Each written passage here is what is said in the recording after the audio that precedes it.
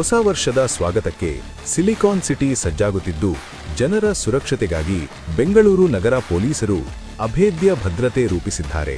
ಆಗ್ನೇಯ ವಿಭಾಗದ ಕೋರಮಂಗಲದಲ್ಲಿ ಕೈಗೊಳ್ಳಲಾಗಿರುವ ಈ ಭದ್ರತಾ ವ್ಯವಸ್ಥೆಯನ್ನು ಇಂದು ನಗರ ಪೊಲೀಸ್ ಆಯುಕ್ತರಾದ ಶ್ರೀ ಸೀಮಾಂತ್ ಕುಮಾರ್ ಸಿಂಗ್ ಅವರು ಖುದ್ದು ಪರಿಶೀಲಿಸಿದರು.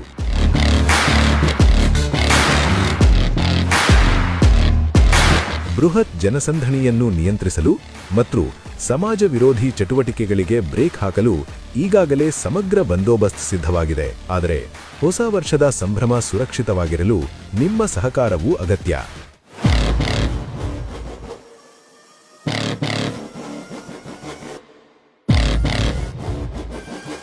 ಸಾರ್ವಜನಿಕರು ಪೊಲೀಸ್ ಸುರಕ್ಷತಾ ಮಾರ್ಗಸೂಚಿಗಳನ್ನು ಕಟ್ಟುನಿಟ್ಟಾಗಿ ಪಾಲಿಸಿ ಜವಾಬ್ದಾರಿಯುತವಾಗಿ ಆಚರಿಸಿ.